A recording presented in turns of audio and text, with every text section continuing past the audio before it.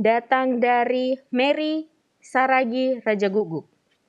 Shalom, saya mau bertanya, ada apa dengan buah pohon kehidupan sehingga Adam dan Hawa akan hidup selamanya, lalu Tuhan usir dari Eden? Kejadian 3 ayat 22-23. Mohon penjelasannya, terima kasih, Tuhan Yesus memberkati. Oke, saya akan bacakan Terima ya pendeta. kasih. Dibacakan ya, terima kasih Ella, dibacakan. Oke, saya akan bacakan Kejadian 3 ayat yang ke-22 sampai 23. Berfirmanlah Tuhan Allah, sesungguhnya manusia itu telah menjadi seperti salah satu dari kita, tahu tentang yang baik dan yang jahat, maka sekarang jangan sampai ia mengulurkan tangannya dan mengambil pula dari pohon kehidupan itu dan memakannya, sehingga ia hidup untuk selama-lamanya. Lalu Tuhan Allah mengusir dia dari Taman Eden supaya ia mengusahakan tanah dari mana ia diambil. Silakan pendeta. Terima kasih untuk pertanyaannya untuk saudari atau Ibu Mary Saragi Raja Guguk. Ada apa dengan buah pohon kehidupan itu? Dikatakan dalam ayat yang ke-22 yang sudah dibaca tadi, sehingga ia hidup untuk selama-lamanya. Jadi itulah sebabnya pohon itu disebut pohon kehidupan dan buahnya disebut buah pohon kehidupan. Sebenarnya Allah memberikan dua pilihan bagi manusia, dan itu dinyatakan oleh Tuhan kepada manusia waktu ada di Taman Eden, yaitu hidup atau mati. Tetapi manusia memilih mati, karena Tuhan katakan, janganlah makan buah pohon yang ada di tengah-tengah taman ini, yaitu pohon pengetahuan tentang yang baik dan yang jahat. Sebab pada waktu kamu memakannya, maka kamu akan mati. Sebenarnya, pohon kehidupan itu pun tersirat, ada juga di tengah-tengah taman itu, dekat dengan pohon pengetahuan tentang yang baik dan yang jahat. Tapi manusia memilih untuk memakan buah pohon yang Tuhan larang jangan dimakan. Mereka jatuh dalam dosa. Sekarang bagaimana dengan pohon kehidupan itu? Apakah pohon kehidupan itu adalah sumber kehidupan? Kita tahu bahwa semua pohon-pohonan, semua tumbuh-tumbuhan, menurut catatan Kejadian pasal 1 ayat 11 dan ayat yang ke-12, semuanya diciptakan oleh Tuhan. Artinya, semua pohon yang ada di dalam Taman Eden pun itu adalah ciptaan Tuhan. Dan karena itu adalah ciptaan Tuhan, sebagaimana Tuhan juga menciptakan segala jenis binatang, unggas, lalu binatang yang ada di dalam air, dan sebagaimana Allah juga menciptakan manusia, maka tidak ada satupun dari semua yang diciptakan oleh Tuhan itu yang merupakan sumber kehidupan. Yang menjadi sumber kehidupan, yang adalah sumber kehidupan, hanyalah Tuhan Allah, bukan yang diciptakannya. Termasuk pohon kehidupan itu bukan sumber kehidupan.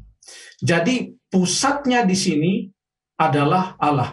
Karena Allah menyatakan ini pohon namanya pohon kehidupan dan buahnya bisa kalau dimakan memberikan kehidupan untuk selama-lamanya, maka pohon itu menjadi pohon kehidupan. Tapi kalau kuasa kehidupan itu tidak diberikan oleh Tuhan, maka tidak akan disebut sebagai pohon kehidupan yang buahnya memberikan hidup yang panjang atau bahkan selama-lamanya menurut catatan Alkitab. Tuhan sebenarnya bisa juga mengambil fungsi atau menarik kembali fungsi dari sebuah pohon. Contohnya, Pada waktu Tuhan Yesus ada di atas dunia, sebuah pohon ara yang dia harapkan banyak buahnya, tetapi tidak ada buahnya, maka Tuhan Yesus katakan ia tidak akan berbuah lagi. Maka pohon itu kering, mati, tidak ada lagi fungsinya. Jadi orang boleh saja kagum melihat buah pohon, tetapi jangan lupa yang memberikan kuasa supaya pohon itu berbuah, hidup, dan buahnya itu pun lezat, memberikan kehidupan, itu adalah Tuhan. Solusi untuk dosa, karena Adam dan Hawa jatuh dalam dosa, bukanlah memakan buah pohon kehidupan itu. Sekarang coba kita lihat kembali urut-urutan ayat yang sudah dibaca tadi. Tadi yang Ellen bacakan itu ada di dalam pasal yang ketiga ayat 22 dan 23. Nah, sebelum manusia mendapatkan atau sebelum Tuhan Allah mengucapkan kata-kata ini, maka kepada perempuan itu dan kepada laki-laki itu, yaitu Hawa dan Adam, Tuhan sudah mengucapkan apa yang menjadi konsekuensi mereka setelah mereka makan buah pohon yang dilarang itu. Coba kita baca dalam ayat yang ke-17. Epi, boleh tolong baca ayat 17, Kejadian 3, atau ayat 16 mulai, ayat 16. Kejadian 3 ayat yang 16. Firman-Nya kepada perempuan itu, susah payamu waktu mengandung akan kubuat sangat banyak. Dengan kesakitan engkau akan melahirkan anakmu, namun engkau akan berahi pada suamimu dan ia akan berkuasa atasmu. Ayat 17. Lalu firman-Nya kepada manusia itu, karena engkau mendengarkan perkataan istrimu dan memakan dari buah pohon yang telah kuperintahkan kepadamu, jangan makan daripadanya, maka terkutuklah tanah karena engkau. Dengan bersusah payah engkau akan mencari rezekimu dari tanah seumur hidupmu. Terima kasih. Lalu ayat 18, semak duri dan rumput duri yang akan dihasilkan bagimu, dan tumbuh-tumbuhan di padang akan menjadi makananmu.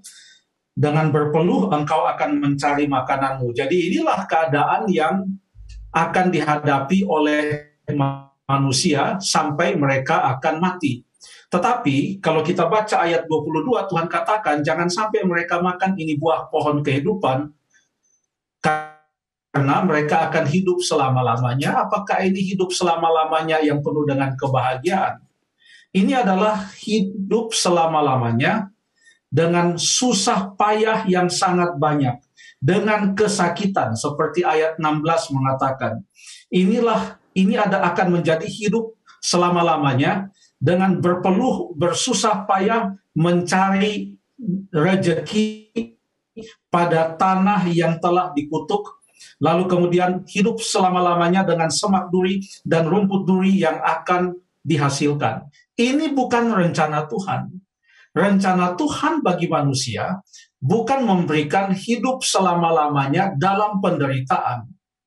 Tetapi rencana Tuhan adalah memberikan hidup selama-lamanya di dalam sukacita, di dalam kebahagiaan, di dalam keadaan tidak ada dosa, di dalam keadaan tidak ada pengaruh dan tidak ada akibat, tidak ada upah dosa, hidup selama-lamanya dalam keadaan yang berbahagia. Wahyu pasal 23 ayat 3 dan Wahyu pasal 21 maksud saya. Wahyu 21 ayat 3 dan 4 menerangkan keadaan sukacita di mana tidak ada kesakitan, tidak ada air mata, duka, tidak ada ratap tangis. Itulah yang Tuhan rencanakan.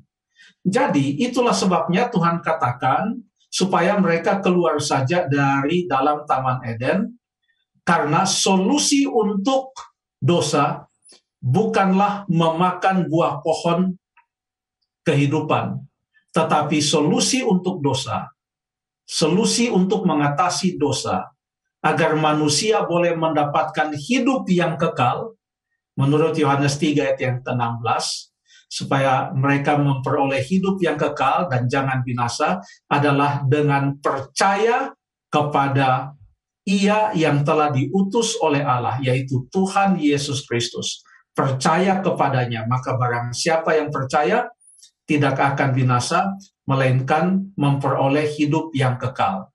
Jadi sebaik apapun faedah dari buah pohon kehidupan itu bukan sumber kehidupan, karena Allah adalah sumber kehidupan. Sebaik apapun buah pohon kehidupan itu bukan solusi mengatasi dosa, karena Allah mau manusia hidup selama-lamanya, bukan di dalam dosa dan akibat-akibatnya.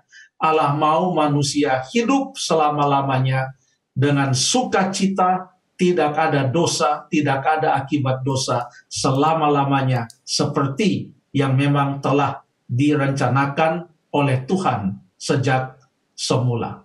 Terima kasih.